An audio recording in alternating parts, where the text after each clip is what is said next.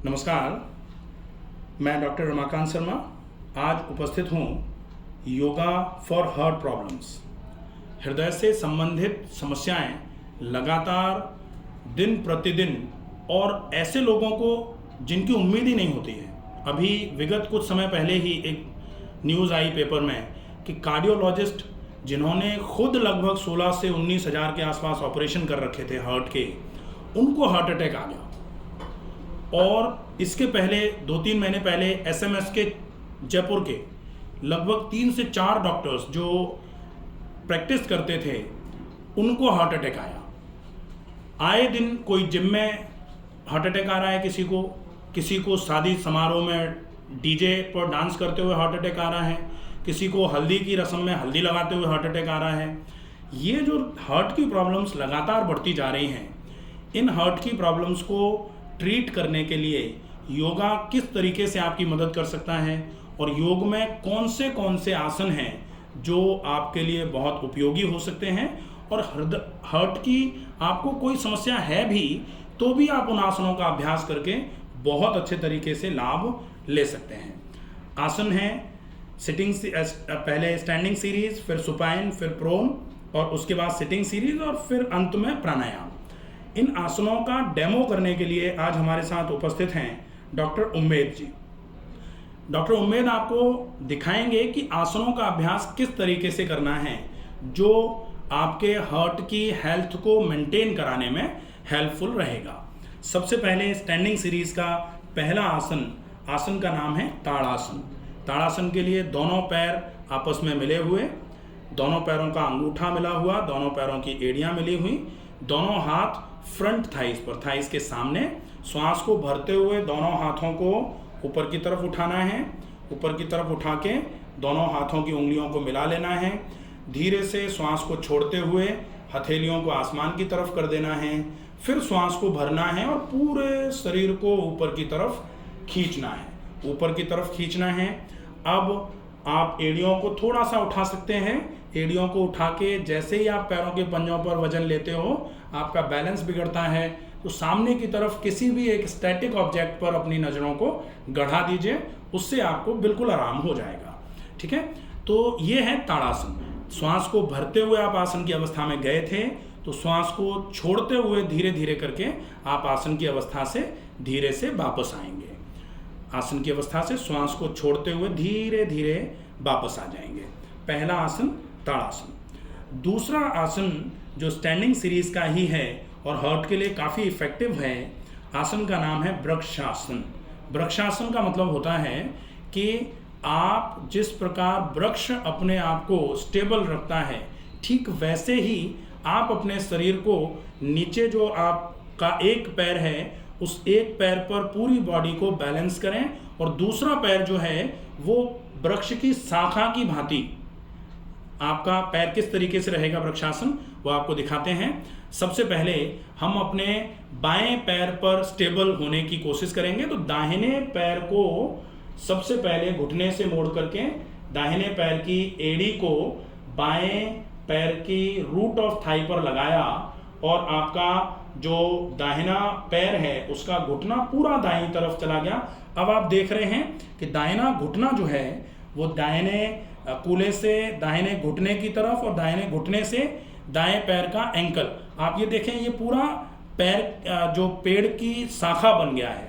अब ये पेड़ की शाखा बन गया है, और जो आपका बायां पैर है ये पेड़ का तना बना हुआ है। अब आपको यहाँ स्टेबल होकर के दिखाना है। इसको वृक्षासन इसलिए भी बोला जाता है क्योंकि ये कंसंट्रेशन इंप्रूवमेंट का आसन है। ये धीरे धीरे करके बैलेंस की स्थिति को बढ़ाने का काम करता है, कंसंट्रेशन को इंप्रूव कराने का काम करता है। अब आप दोनों हाथों को श्वास को भरते हुए ऊपर ले जाएंगे, कंधों से ऊपर, सिर से ऊपर दोनों हाथों को नमस्कार मुद्रा में। डॉक्टर उम्मेद के हाथ जो है ना ऊपर नमस्कार मुद्रा में दिखाई नहीं दे रहे हैं, आपको इस तरीके से मैं दिखाता हूँ। देखिए, ये दोनों हाथ इस तरीके से नमस्कार मुद्रा में गए हुए हैं। ठीक है, अब धीरे धीरे करके श्वास को, चूंकि भरते हुए आप हाथों को ऊपर ले गए थे, तो श्वास को छोड़ते हुए धीरे धीरे करके हाथों को नीचे लेकर के आइए। फिर श्वास भरिए और श्वास को छोड़ते हुए पैर को भी नीचे की तरफ लेकर के आ जाइए। ये जैसे आपने दाहिने पैर से किया ठीक वैसे ही आप इसको बाएं पैर से भी प्रैक्टिस में ले सकते हैं। अब तीसरे आसन का अभ्यास करेंगे। आसन का नाम है कटी चक्रासन। कटी चक्रासन ये भी बहुत सिंपल सा आसन है और शरीर में थोड़ा बहुत मूवमेंट करा करके आपके शरीर में कार्डियोवैस्कुलर सिस्टम को थोड़ा एक्टिवेट कराने का काम करता है। हार्ट पर इससे कोई जोर नहीं पड़ेगा, तो हार्ट के पेशेंट्स भी इस आसन को बहुत आसानी से कर सकते हैं। कैसे करते हैं? दोनों पैर मिले हुए हैं, दोनों हाथों को श्वास को भरते हुए कंधे के बराबर ऊंचाई पर साइड्स में उठाया। अब आप दाहिने हाथ को आगे ला करके दाहिने हाथ को बाएं कंधे पर और बाएं हाथ को कमर पर पीछे की तरफ कमर पर रखा हुआ है और फिर आप पूरा बाएं तरफ ट्विस्ट हुए हैं, पूरा बाएं तरफ ट्विस्ट हुए हैं। ये आसन होगा कटी चक्रासन। श्वास को छोड़ते हुए, चूंकि आप ट्विस्ट हुए थे, श्वास को भरते हुए दोनों हाथ कंधे के बराबर ऊंचाई में उठाए थे, श्वास को छोड़ते हुए ट्विस्ट हुए थे। श्वास को भरते हुए धीरे से वापस आना है, कंधे के बराबर ऊंचाई तक हाथों को उठाना है और श्वास को छोड़ते हुए धीरे से हाथों को नीचे की तरफ लेकर के आ जाना है। ये आसन है कटी चक्रासन। इस आसन का अभ्यास भी आप दोनों तरफ से कर सकते हैं। ये आसन बहुत इफेक्टिवली हार्ट की प्रॉब्लम्स को सही करने में आपकी मदद कर सकता है। अब हम खड़े हो के करने वाले आसनों को करते हुए अब हम जाएंगे सुपाइन सीरीज की आसनों की तरफ, मतलब सीधे लेटकर करने वाले आसनों की तरफ।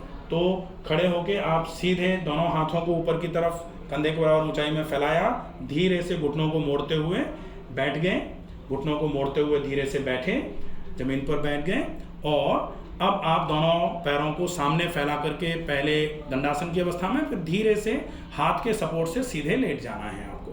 तो सुपाइन सीरीज के आसन, सुपाइन सीरीज के आसनों के लिए पहला आसन होगा एक पाद उत्तान पादासन। एक पाद उत्तान पादासन मतलब एक पैर को सीधा ऊपर 90 डिग्री तक उठाने का अभ्यास।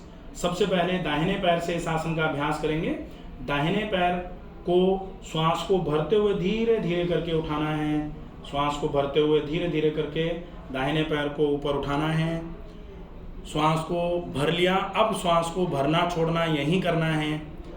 धीरे धीरे करके श्वास को भरना छोड़ना 30 सेकंड तक आप इस आसन में रुकेंगे और जब ये आसन 30 सेकंड तक आप रोक लें, उसके बाद धीरे से श्वास को भरा और श्वास को छोड़ते हुए धीरे से इस आसन से अपने पैर को नीचे जमीन की तरफ लेकर के आएंगे। श्वास को छोड़ते हुए धीरे धीरे करके पैर जमीन की तरफ चला जाएगा।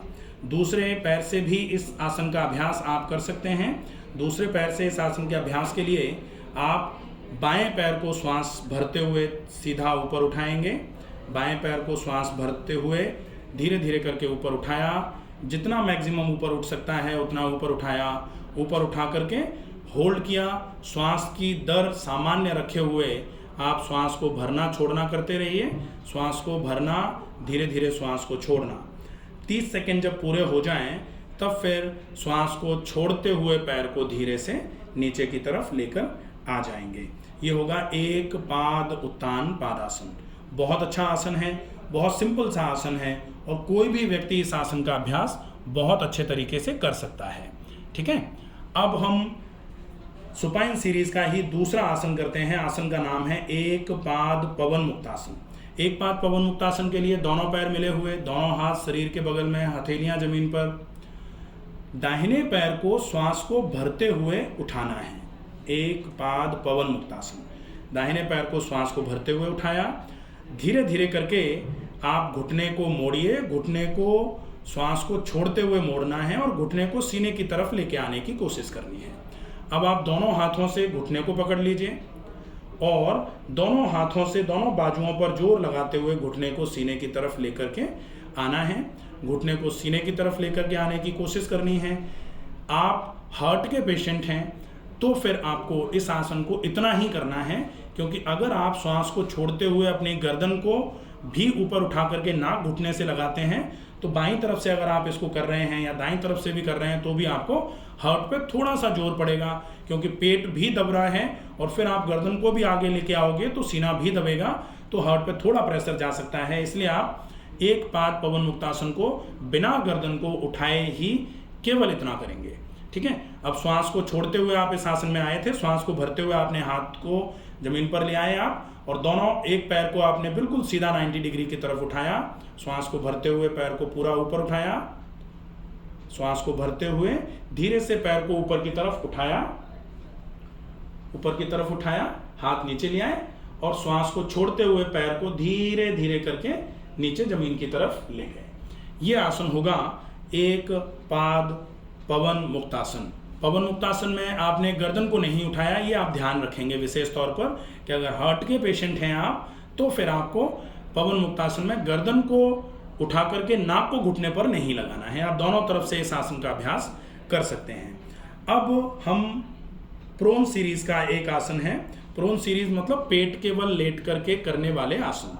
तो हार्ट के लिए पेट केवल लेट करके करने वाले आसनों में सिर्फ एक आसन आप कर सकते हैं, और वो आसन है भुजंगासन। भुजंगासन, अब पेट केवल लेट करके जाएंगे कैसे?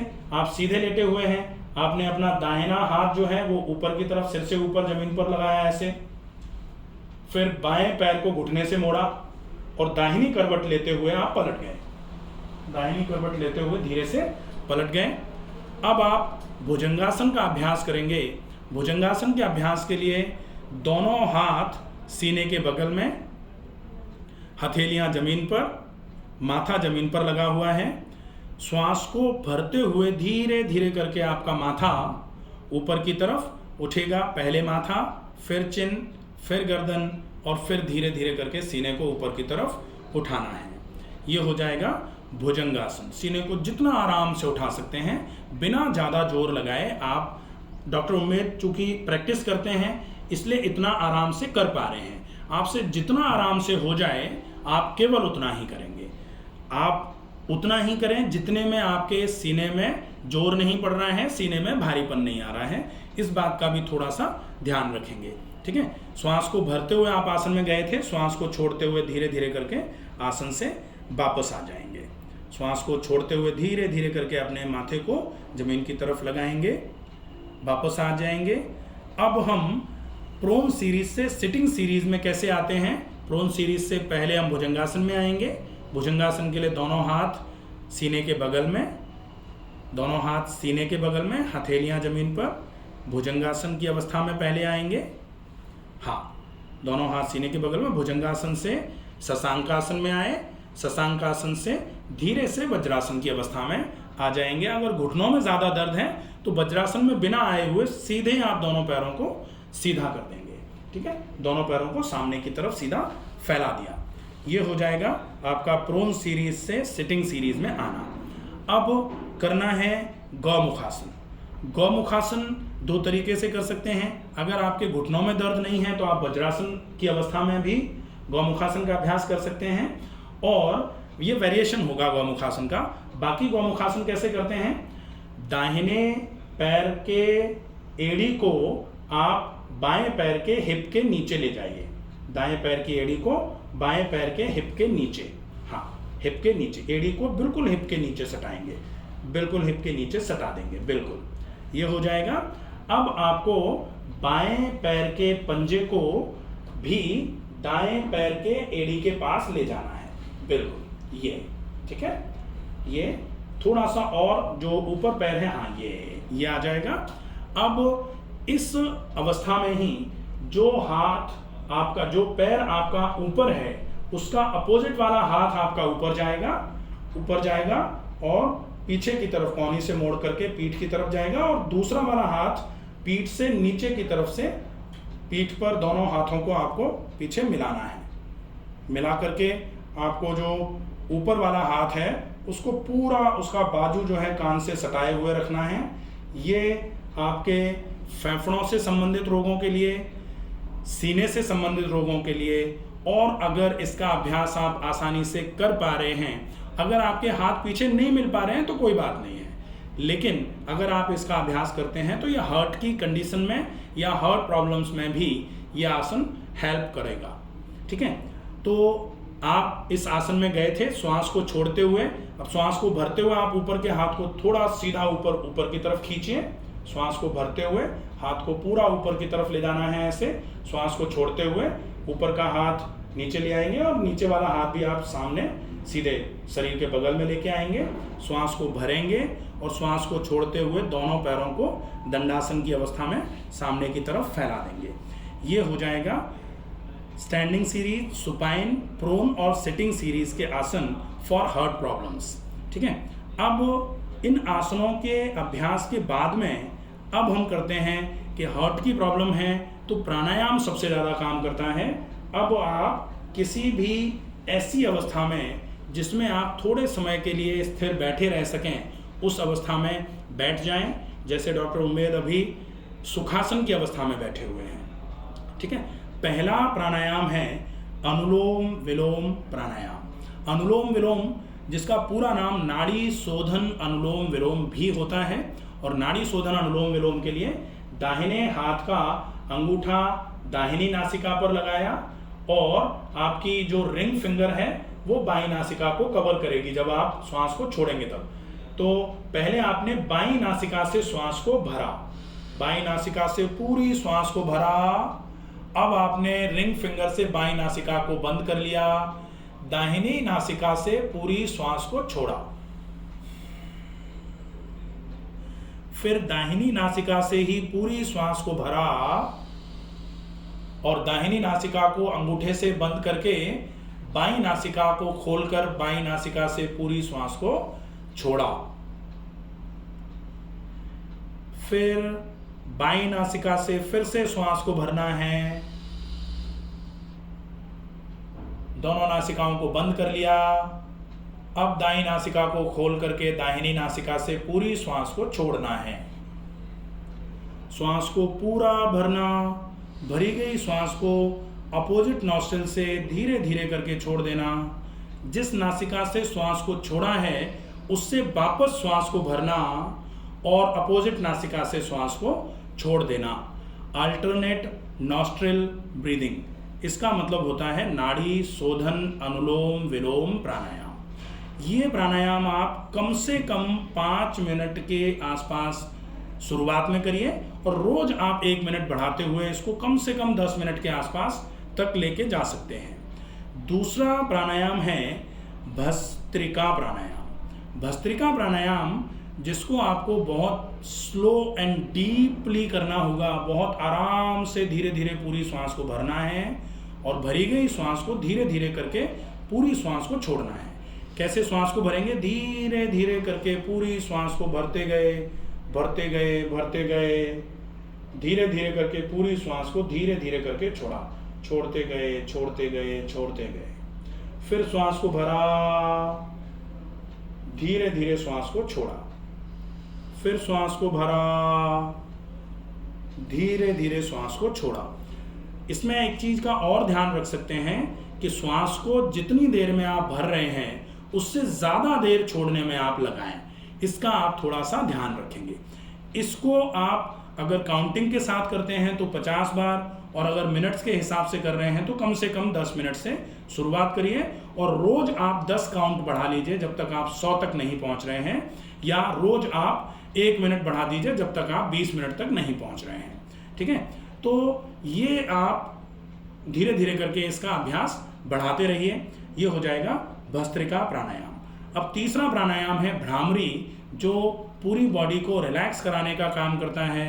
भ्रामरी प्राणायाम का मतलब होता है आप अपने दोनों कानों को दोनों हाथों के अंगूठों से रेस्पेक्टिवली बंद करते हैं और दोनों हाथों की उंगलियों से पूरी आंखों को अच्छे तरीके से बंद कर लेते हैं। फिर श्वास को पूरा भरते हैं। पूरी श्वास भरने के बाद श्वास को छोड़ते समय भौरे के समान आप गुंजन करते हैं। भौरे के समान गुंजन आप किस तरीके से करते हैं? पूरी श्वास को भरा और गुंजन कैसे करना है?